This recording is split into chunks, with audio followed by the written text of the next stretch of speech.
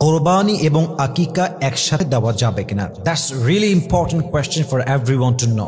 কারণ কোরবানির সময় আসলেই অনেকে প্রশ্ন করে যে হুজুর, আমরা নিয়ত করেছি এইবার কোরবানিও দিব, অ্যাট দ্য সেম টাইম আমরা আমাদের সন্তানের খুশির যেই ব্যাপারটা আমাদের ভিতরে আগের থেকেই আছে, আমরা প্রথমে আকিকা দিতে পারি নাই, তো এবার নিয়ত করেছি কোরবানিও একসঙ্গে দিব, আকিকাও অ্যাট দ্য সেম টাইমে দিব। এখন কোরবানি এবং আকিকা একসঙ্গে দেওয়া যাবে কিনা, আর যদি যায় পদ্ধতি আসলে কি হবে, এই সাবজেক্টটা বোঝার জন্য আমি জাস্ট কয়েকটা point in a very shortcut way বলা ট্রাই করছি, জাস্ট পয়েন্টটা বুঝবেন।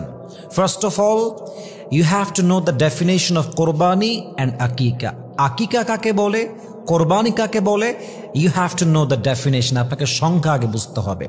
কোরবানি হলো আল্লাহর একটি ওয়াজিব ইবাদত।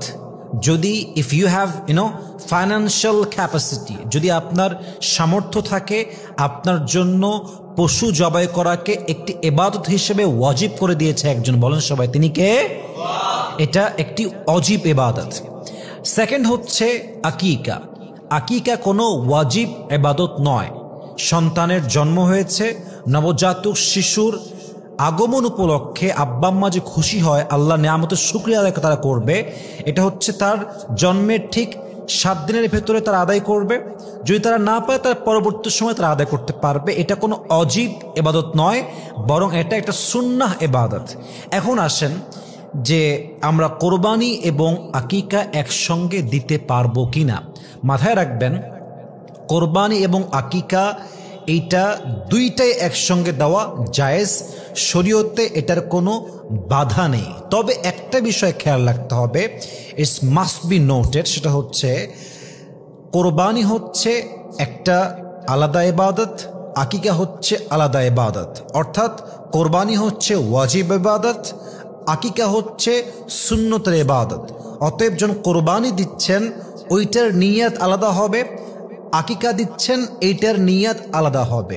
মনে করেন আপনি কোরবানি হিসেবে একটা গরু কোরবানি দিচ্ছেন, ওখানে নিয়ত করতে হবে যে এটা আমার কোরবানির গরু, এটা আকিকার নয়। আপনি ছাগল জবাই দিচ্ছেন আকিকা হিসেবে, ওইটার নিয়ত আকিকার জন্য করতে হবে, কারণ ইন্নামাল আমালু বিন্নিয়াত। প্রত্যেকটা আমলের সওয়াব ডিপেন্ড করে বেসড অন ইউর ইন্টেনশন। নিয়তটা হচ্ছে সবচেয়ে মোস্ট ইম্পর্ট্যান্ট। তাহলে বোঝা গেল ওভারঅল যে আকিকা এবং কোরবানি অ্যাট দ্য সেম টাইম আদায় করা যাবে। তবে একটা বিষয়ে খেয়াল রাখতে হবে, কোরবানি হচ্ছে ওয়াজিব বিধান, আকিকা হচ্ছে সুন্নতের বিধান। অতএব দুইটার নিয়ত কি এক হবে না আলাদা হবে? আলাদা হবে। অতএব নিয়ত করে যদি আপনি আদায় করতে পারেন, আপনার কোরবানি এবং আকিকা কবুল করতে পারে একজন, বলেন সবাই তিনি কে?